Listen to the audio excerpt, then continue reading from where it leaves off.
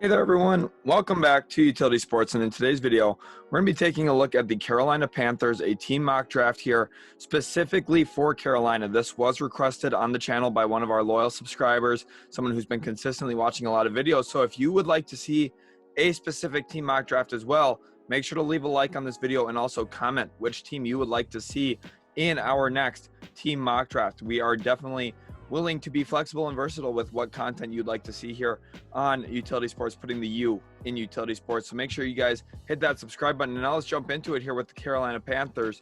And usually we do a 3-round mock draft. However, we're going to do 4 rounds here because the Panthers have a slightly different situation where this year they do not own their second or third round selections because of some of the trades they made when they acquired CJ Henderson from the Jaguars. The 3rd round pick went out with Dan Arnold. And then also the trade for Sam Darnold is the reason that they do not have their 2nd round pick this year. So it's an interesting situation, but I couldn't think of a better way to start this draft. When I was prepping for this, my expectation was we'd probably have to get a guy like Charles Cross at offensive tackle. But you see Evan Neal's fallen here. That's clearly the biggest need for the Panthers this year. If you saw the video from this past Sunday of Cam Newton getting absolutely destroyed off the blind side because the left tackle didn't even touch anybody, that's just not acceptable. Evan Neal is going to be an immediate improvement for this team. He's going to be a starting level tackle on day 1. That becomes the no-brainer selection here for Carolina.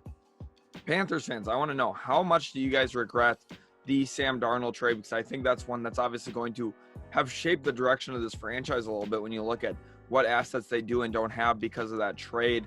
Darnold looked good at the start of the year and then really kind of regressed back to what I had expected him to be for his whole career. I'm a New York Jets fan, so I had looked at him pretty up and close while he was with the New York Jets, and I just knew he wasn't that guy. I saw it on film. I saw it on Sundays. He just isn't that type of player.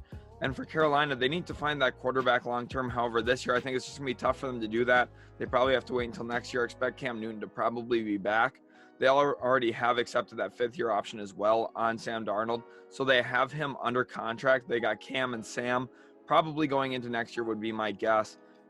But now here we are into the 3rd round, and we still don't have our pick this round. There's some good players going off the board. You got like Zion Nelson, who I think can kick into guard. He would be a really, really good option for this Panthers team. And looking at the Panthers as well, like I said, QB's a need. I just don't see a way that we can really address it here. And then I also think that interior offensive lineman is another big need. Maybe looking to the interior defensive line a little bit too. I like their cornerbacks long term. I like what they have at safety.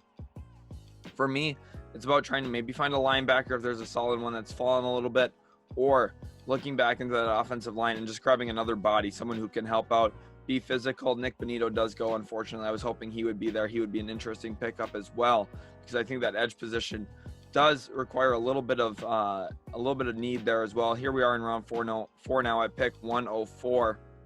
Let's go ahead and start at that edge position because Hassan Reddick is on a 1-year deal. Amari Barno out of Virginia Tech, he's an intriguing name to me here at this point. Boye Mafe as well from Minnesota. He's a big-time playmaker. I could really see the Panthers looking in his direction off that edge spot. And then let's go ahead and now check out the quarterback spot. Again, just nothing I love here. Sam Hartman out of Wake Forest. Can maybe see that JT Daniels from Georgia. Of course, been out this year for quite some time. Bailey Zapp.